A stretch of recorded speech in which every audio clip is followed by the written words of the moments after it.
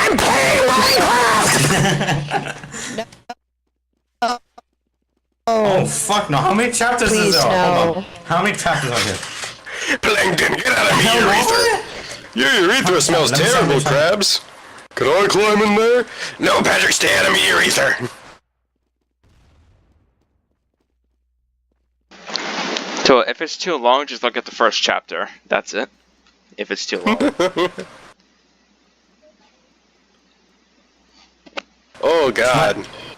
It's okay, so my computer froze for thank like a you. split second. I don't know what the fuck happened. But I'm gonna do it again. Yo, Heavy, stop being friendly, go into your spawn. There's a fucking medic there who's ready to Uber you and actually help you take out your sentry. I'll be over here just doing my own thing if you guys want to just do that. I fully My support fucking getting... computer froze. Now I gotta look for that damn fanfiction again. Alright, we got like 3 reds that are AFK, we got 2 that are friendly normally. This is gonna be good. One of them's just doing a conga, having a good time. You guys want a hint? Direct hit soldier and a fucking Uber medic. There you go. Fix the problem. No, there's 28 chapters of this shit. Just Fuck go that. first one. Oh my god. 28 chapters of Alex and Steve. Fuck that. No. It's time to have Just some go. fun. Wait, just I'm go gonna read the first first one. chapter. I'm not reading the rest. Fuck you. I'm gonna read the first one. Alright, just Don't the first just- one. That's good. And yes, I'm recording as well. Okay, that's whoever wants to read it. All the way. Alright. Oh good. Oh my god. You've got to be kidding. I Hug, get ready to enter puberty early, boy. Hold on.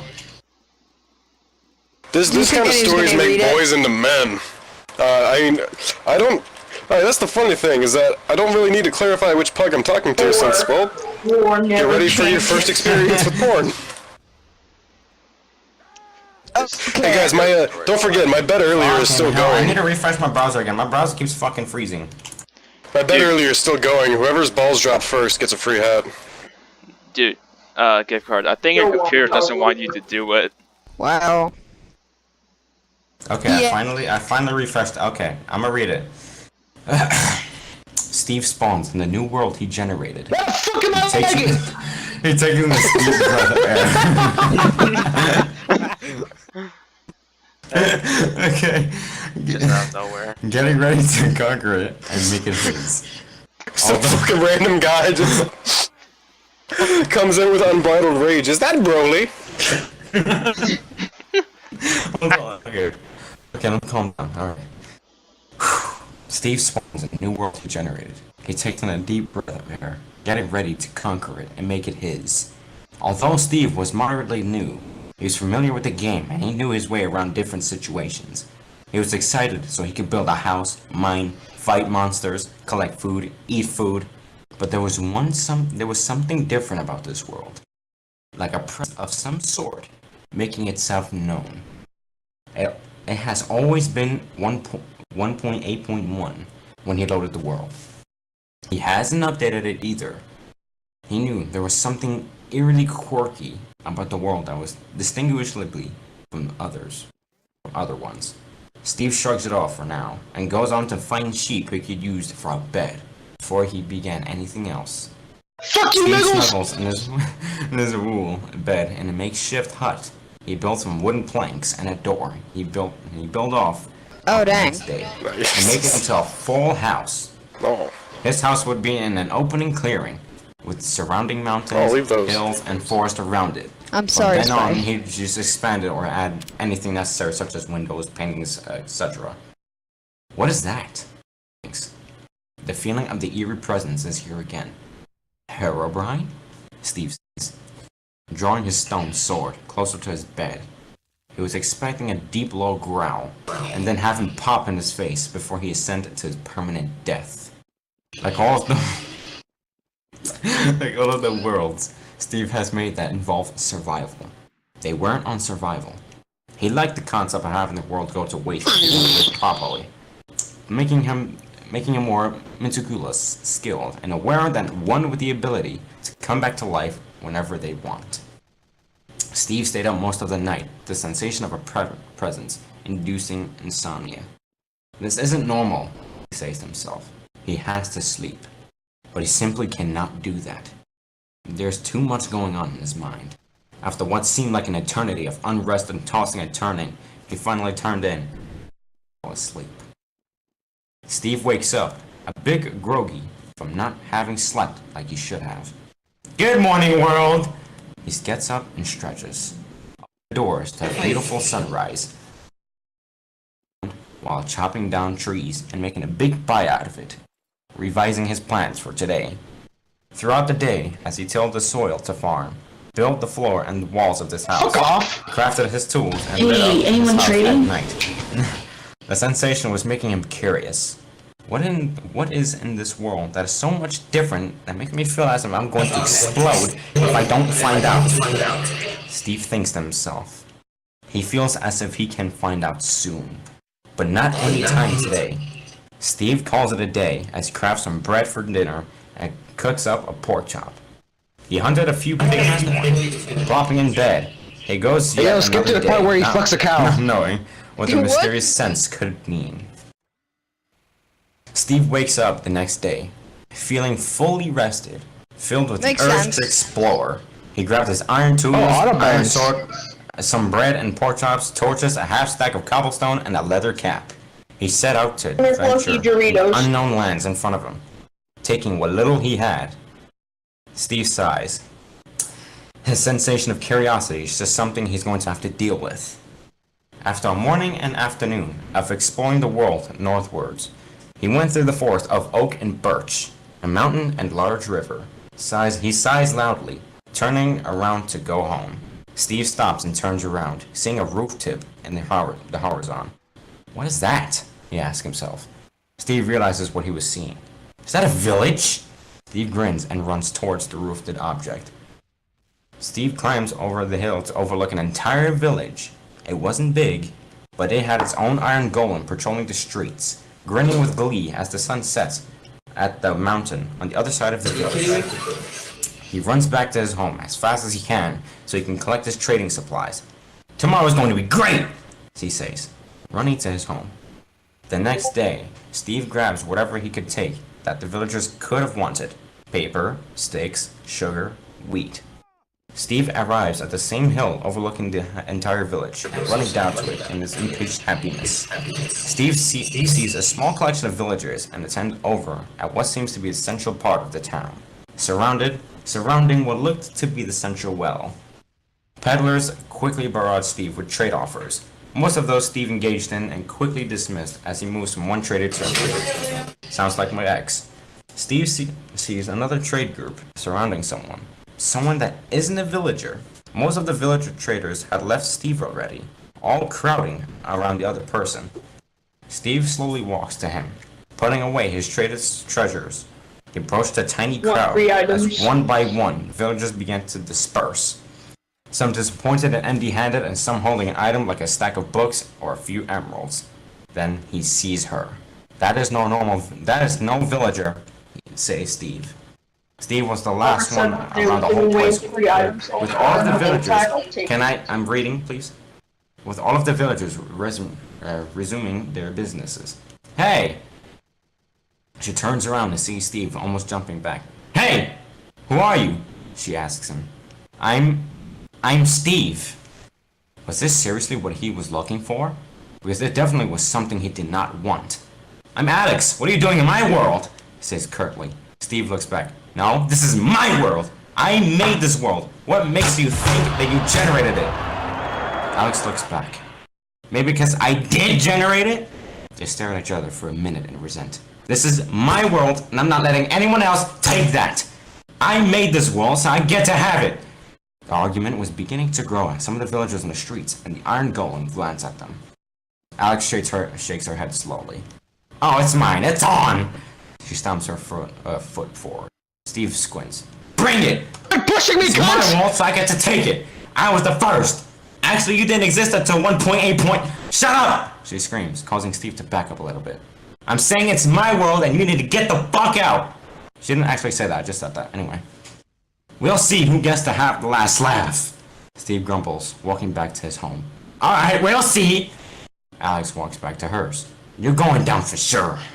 She mumbles. That's it. That's the first Really? chapter. How many Read again chapters are more. there? That's the first chapter. If you want to read the rest, I'm Out of- putting the link.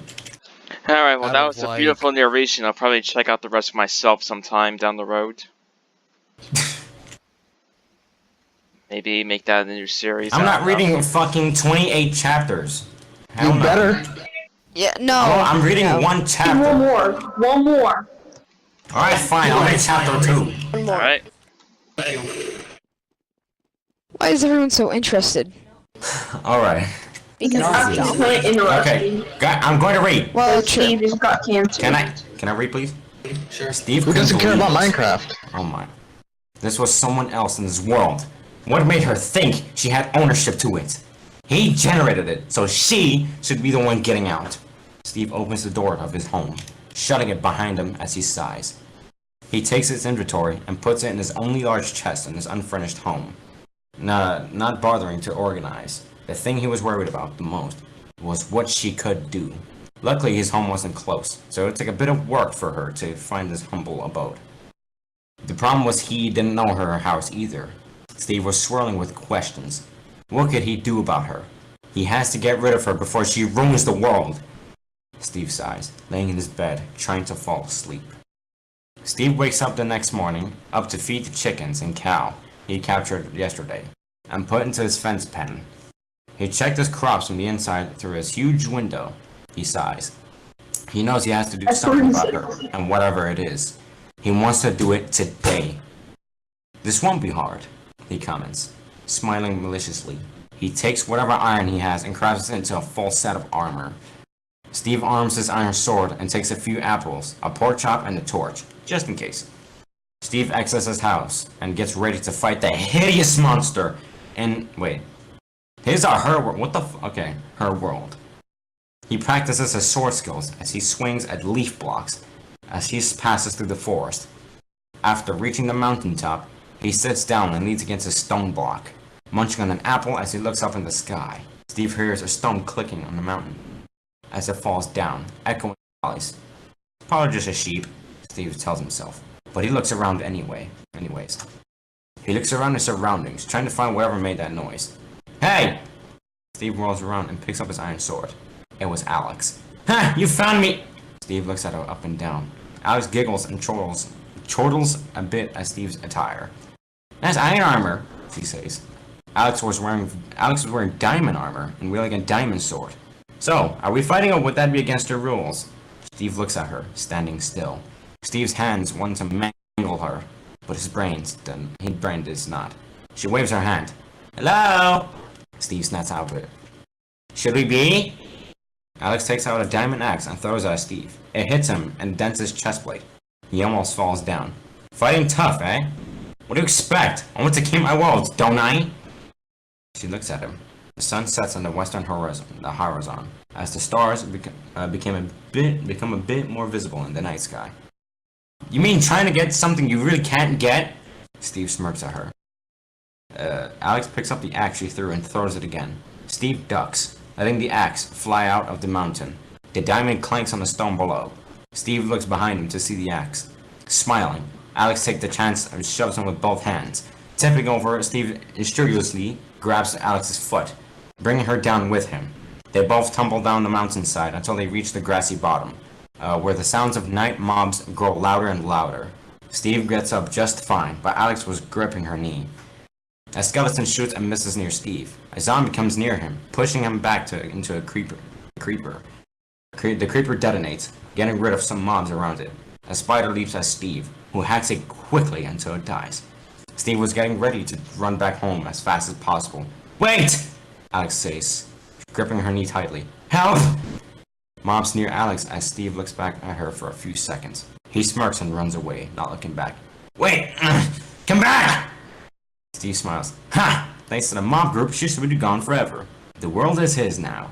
Well, I'm glad that's over with, he says. As long as no one's trying to take something that's his, he should be fine and calm.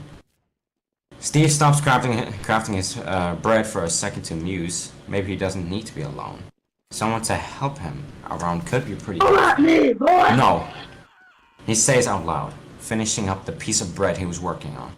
He opens the large chest and takes 5 Thank bones you. before putting on an iron helmet and leather jacket, among a few other things that accompany him, and a trip to the eastern tundra he hasn't explored yet. I don't need someone to help me, he encourages himself. I need a dog. He walks to the snowy tundra as he grips the cluster of bones in his hand. He sees a block of wool randomly lying on the ground. He's getting closer. Steve hears a bark in the distance. Ha! Steve runs toward the direction of the noise. This wasn't that hard. Steve sees the dog, but it had a red collar. What? Steve exclaims. Alex glances over and sees Steve. She frowns. You jerk! She runs over to Steve, tackling him to the ground. The dog attacks Steve as well. Ugh, what? Stop! Oh, what do you mean stop? Is the bitch wants a tank? She slugs Steve straight in the face as his head goes back into the ground. Look, I'm sorry, alright? Just please don't kill me! Alex holds her fist up and stops before the punch. Why should I? Steve stops. He really didn't know why. I'm sorry, just let me go and I won't bother you again. Alex glares at Steve. Liar! She punches him again, his health draining with each punch. Please! He pleads one more time. Alex holds up her hand to command the dog to stop attacking him. Fine, but one more time it won't happen again! Alex glares at him one more time before telling the dog to get up and move back to their home. Steve shakes the dirt off of him. Alex exits the tundra, a frown still on her face. It better not happen again. There you go. Chapter 2 is finished. If you want to read the rest of it, you can read it there. Fuck off, I'm not reading 3. You said 2. 3. Wow. 3. No, gosh, stop. No, it's okay, it's okay. I'll look for it myself. I already put it in the chat. Read the rest of your shit yourself, you goddamn lazy pieces of shit. Sometime later down the road, I'll take a look at it. But this is beautiful. Tyrone, read it yourself. I'll see you guys in I already read 2 chapters. You said read chapter